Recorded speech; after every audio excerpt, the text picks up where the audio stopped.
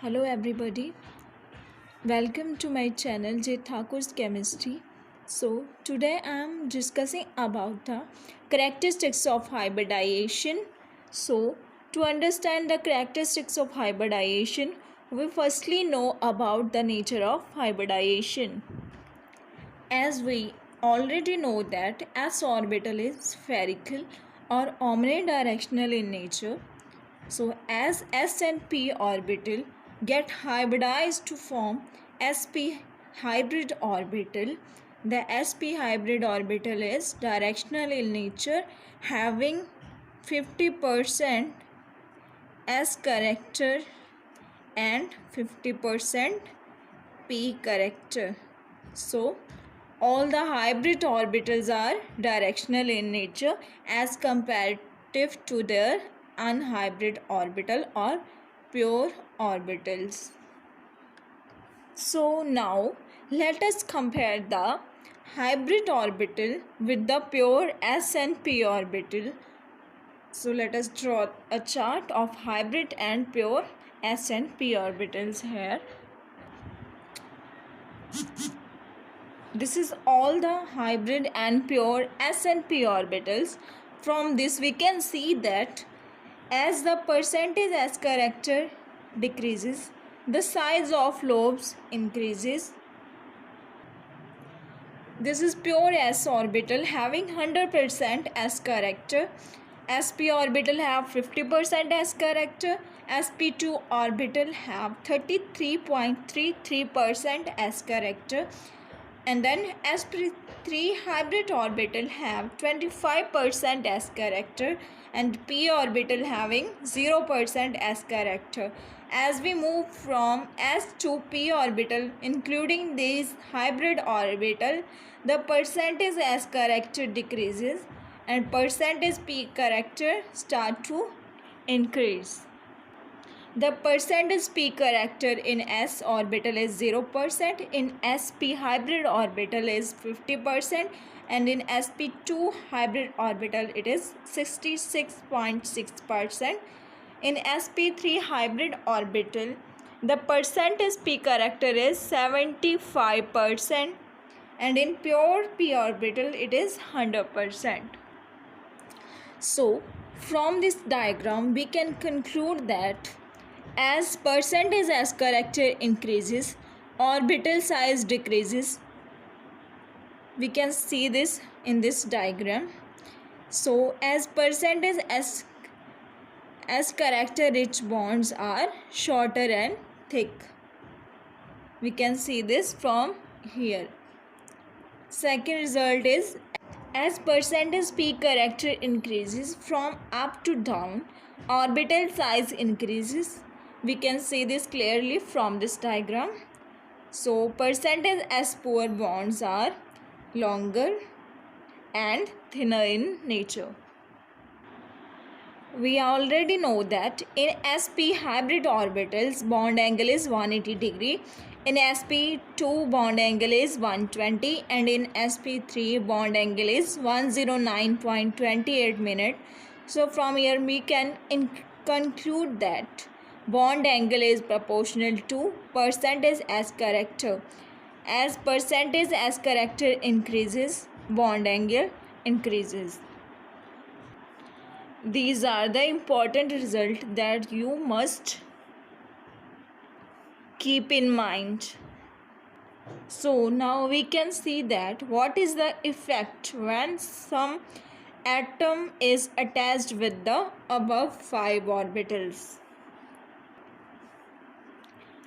Now consider any atoms having pure s orbital is bounded with this ssp and these all orbitals. So now we can see that what is the effect on bond length and bond strength with this type of bonding here.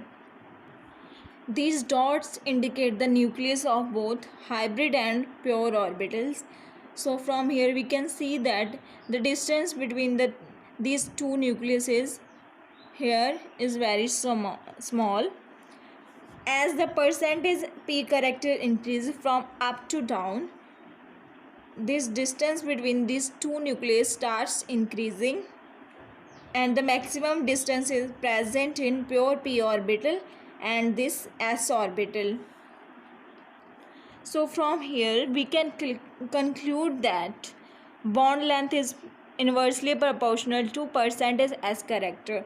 As the percentage S character increases from down to up, the bond length starts decreasing, and as percentage S character decreases, bond length increases.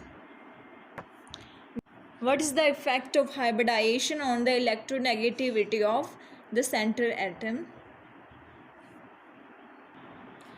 From this chart, the distance of nucleus and s orbital is very small. So there is large attraction present between the nucleus and this pure s orbital. So s orbital is high electronegative in nature. As comparison to this s orbital, in sp hybrid orbital, the distance of nucleus and sp hybrid orbital is b. Let us consider it as b. This distance is more as comparison to this pure s orbital. So sp hybrid orbital is less electronegative as comparison to pure s orbital. So now as we move on to sp2, sp3 and pure p orbital, the distance between these orbital from the nucleus starts increasing.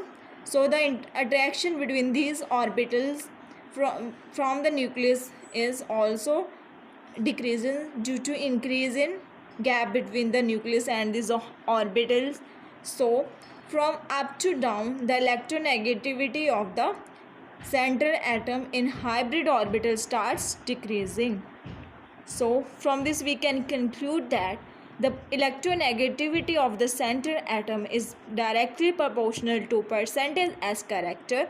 As the percentage S character decreases, the electronegativity also decreases. So the order of electronegativity is S, then sp, then sp2, sp3 and pure p orbital. Pure p orbital have less electronegativity from all these hybrid and pure s orbitals. Next point is, what is the effect of hybridization on the bond strength? From this chart we can easily see that from up to down the bond length increases. As the bond length increases, the bond strength decreases. So from this chart we can see that all the result including in this lecture. So the result is bond strength is inversely proportional to bond length and directly proportional to percentage S character. Two important results are hybrid orbitals bond strength is greater than unhybrid orbitals, because the hybrid orbitals are directional in nature. So the orbitals which are directional in nature can undergo maximum overlapping to form stronger bond as comparison to unhybrid orbital, and sp orbital have greater bond strength as comparison to sp2, and sp2 have greater bond strength as comparison to sp3. This is based upon this result, bond strength is proportional to percentage S character. This is the bond strength comparison of hybrid and unhybrid orbitals. These are hybrid orbital which are directional in nature, and p orbital is aligned along any one direction, either x, y or z, and s orbital is non-directional or omnidirectional in nature. So this is the order of bond strength of hybrid and unhybrid orbitals depending upon the percentage S character and directional nature. This is the within the same shell comparison. So now we can see the comparison in different shells. Here we compare the 1s bond strength with the sp3 hybrid orbital bond strength. Here these hybrid orbitals are formed by the 3s and 3p overlapping. So here the 1s bond strength is greater than this 3s 3p bond formed strength. This is because the orbitals of same size shape, energy, and of same shell overlap in a better manner as comparison to the orbitals of different shells and different orbitals. So the question is, compare the bond strength of 2s2s and sp-sp bond. If we consider that these bonds are formed by the orbitals of same shell, then we can see that from this order the hybrid orbital have high bond strength as comparison to this unhybrid orbitals. But this question is not like that. Now the question is, compare the bond strength of 2s2s and sp-sp hybrid orbital bonds. These hybrid orbitals are formed by the 2s2p overlapping. Here the shells are of 2s and 2p orbital having same principal number, that is 2. So here we simply compare the ss and sp overlapping. So from this result we can see that hybrid orbitals have high bond strength as comparison to unhybrid orbitals. So here the answer is B have greater bond strength as comparison to A, because B is hybrid in nature and A is unhybrid in nature. The important results are to check the bond angle. Firstly, check the size of atoms, then bond order, then hybridization and percentage as character. For bond energy calculation, firstly calculate electronegativity difference, then bond order, and then percentage as character. For bond angle calculation, firstly calculate hybridization, then calculate NBEPR. This is non-bonding electron pair repulsion, and then check the bond angle by Vesper theory and check percentage as character present in the bond. This is all about this video. In my next video, we will discuss about the modified electronegativity principle and the type of electronegativity present in different bonds and the application part. So thank you so much for watching my video.